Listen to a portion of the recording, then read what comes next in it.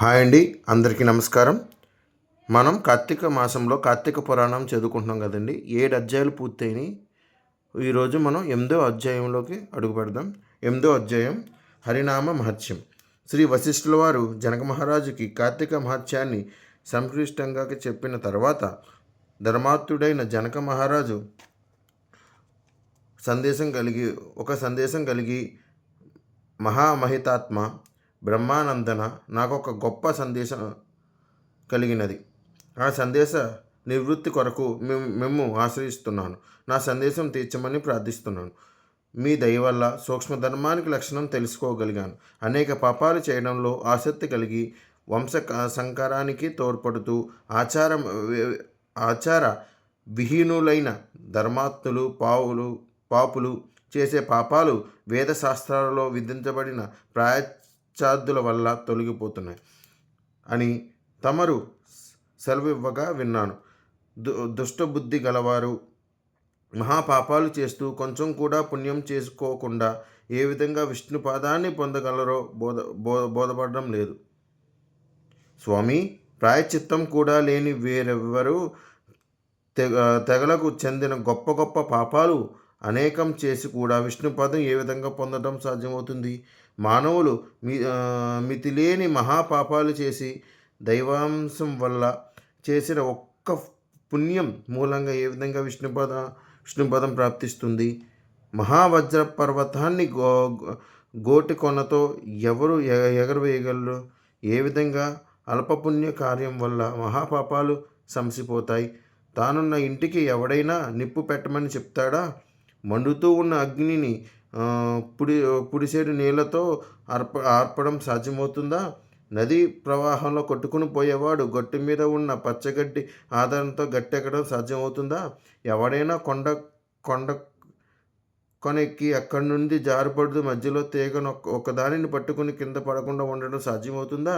అదేవిధంగా అనేక పాపాలు చేసి స్వల్ప పుణ్య కారణం వల్ల ఏ విధంగా పాపాల నుండి విముక్తి పొందడం సాధ్యమవుతుంది? ఇదంతా జరగని పనిగా భావన కలుగుతుంది. స్వామి, వినేవారికి ఇంపుగా నుండే ఈ సద్విషయాన్ని నాకు వివరింపమని కోరుకుంటున్నాను. కార్తీక మాఘ వైశాఖ మాసంలో ఆచరింపదగ్గ ధర్మ సూక్ష్మాలు కొన్ని దయతో నాకు బోధించారు. పెక్కు పాతకాలు సహితం అల్ప పుణ్యం వల్ల జయం పొందుతామని తమరు వాకిచ్చిన అంశాన్ని నాకు వివరించండి అని జనక మహారాజు కోరాడు. వశిష్ఠుల వారు జనకుని కోరిక మన్నించి సంతోషంతో చిరునవ్వు మముతో హరినామస్మరణ మహత్యాన్ని ప్రారంభించారు. నాయన, చక్కని సందేశాన్ని కలిగినందున ఆనందిస్తున్నాను. నేను కూడా వేదశాస్త్ర పురాణాన్ని అమూలగ్రం విమర్శన దృష్టితో పరికించాను. లెక్కకు మీరినన్ని ధర్మ సూక్ష్మాలు ఎన్నో వాటిలో గోచరించాయి. వాటన్నిటినీ నీకు వివరిస్తాను. ఈ విషయంలో నీకు ఎటువంటి సందేశం అవసరం లేదు రాజా. శాస్త్రాల్లో సత్వగుణానికి, రజోగుణానికి, తమో గుణానికి సంబంధించి అనేక ధర్మాలు వివరించబడి ఉన్నాయి. ఆయా గుణాలు స్వభావాన్ని బట్టి సంప్రాప్తమవుతూ ఉంటాయి. సత్వగుణాన్ని ఆధారంగా చేసి కొన్ని ధర్మం సూక్ష్మ ధర్మం అనబడుతుంది. మరికొన్ని తపస్సు కర్మం అనే వాని రూపాలైన ప్రాయశ్చిత్తాలు. ఇవి గుణిత్వాలే ఉండడం వల్ల పునర్జన్మకు హేతు అవుతాయి. వీటిని రాజపాలు అంటారు. కొన్ని ధర్మాలు ఫలితాన్ని ఇస్తాయి, లేకపోతే లేదు. అటువంటి ఫలరహితమైన ధర్మాన్ని తామసం అంటారు. కాబట్టి అటువంటి తామస ధర్మం ఆచరణ యోగ్య లేదు. అందువలనే సూక్ష్మమై సాత్విక ధర్మాన్ని వివరించాను. కాలబలం వల్ల కొంచెం ధర్మం కూడా ఎక్కువ ఫలితాన్ని ఇస్తుంది. యోగ్యం కాని దేశ కాలాలలో అయోగ్యుడికి ఇచ్చిన దానం విధిరహితంగా మంత్రం లేనిదై ఉంటుంది. అది తామస ధర్మం అవుతుంది. కాలదేశాలు కనిపెట్టి ధర్మం చేసినట్లయితే అది అక్షయ ఫలితాన్ని ప్రసాదించే మోక్షానికి కారణమవుతుంది. ఈ విషయంలో ఏ విధమైన సందేశం పొందడానికి అవకాశం లేదు. కాబట్టి గొప్పదో చిన్నదో కాలాన్ని పరీక్షించి ధర్మాన్ని ఆచరించాలి. అది ఆది కర్మ ప్రకారం తెలివనని కాదు. అది ఆ విధంగా ఉంటుందని ఎవరికీ తెలుసుకోవడం సాధ్యం కాదు. దేశకాల పరిజ్ఞానంలో చేసే ధర్మంలో దుర్లభమైన సౌఖ్యాలు కలుగుతాయి. కాబట్టి జ్ఞానంతో గాని, అజ్ఞానంతో గాని దేశకాలాన్ని బట్టి దైవానుకూలం వల్ల చేసే పుణ్యం తరగని ఫలితం ఇస్తుంది. దీనికి సందేశం లేదు. కొండంత పెద్ద కట్టెల మోపును పేర్చి దానిలో గురువింద గింజలంత ప్రమాణం గల నిప్పు పెట్టినట్లయితే అదంతా కొంచెం సేపట్లోనే బూడిదైపోతుంది. ఇంట్లో చీకటిగా ఉన్నప్పుడు చిన్న దీపం ముట్టించినట్లయితే ఆ చీకటి చెదిరిపోతుంది.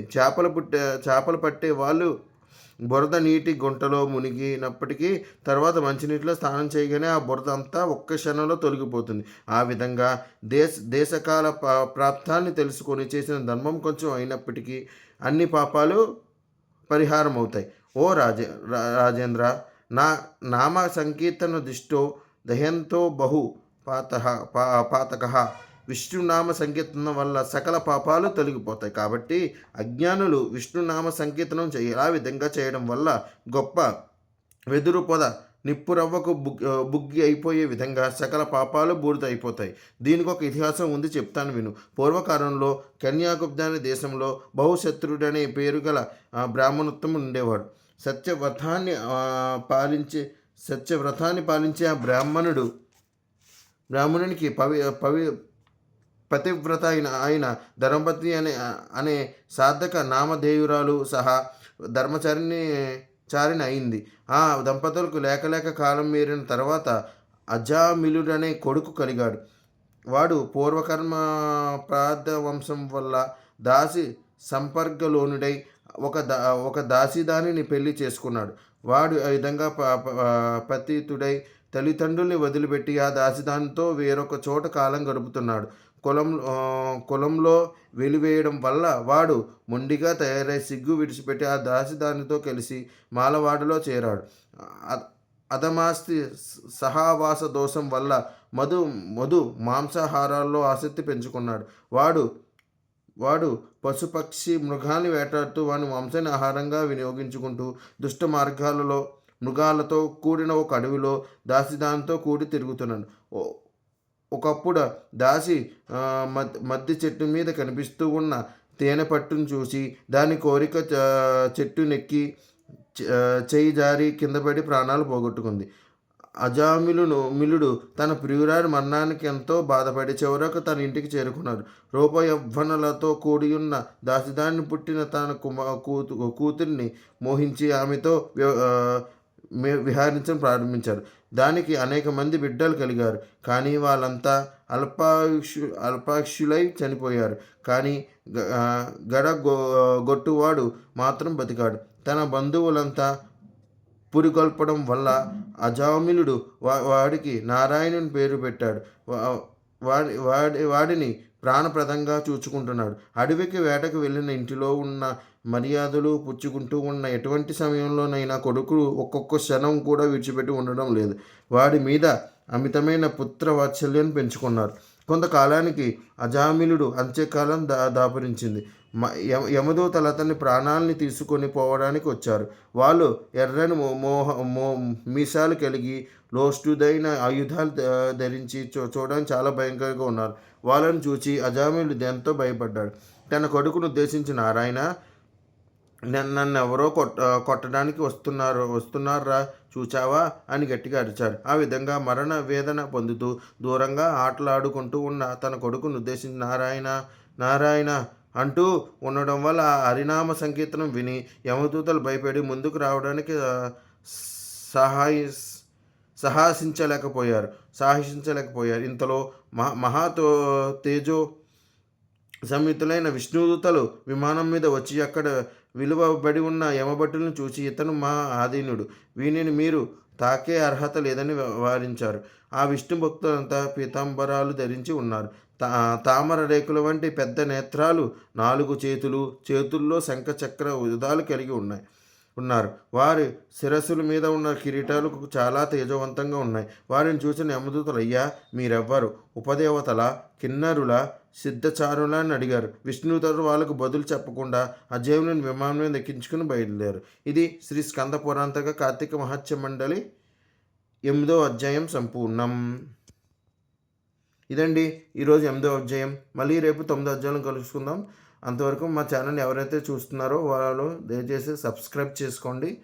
షేర్ చేసి సబ్స్క్రైబ్ చేసుకుని పైన గంట సింబల్ కొట్టడం మాత్రం మర్చిపోకండి. థ్యాంక్ యూ అండి.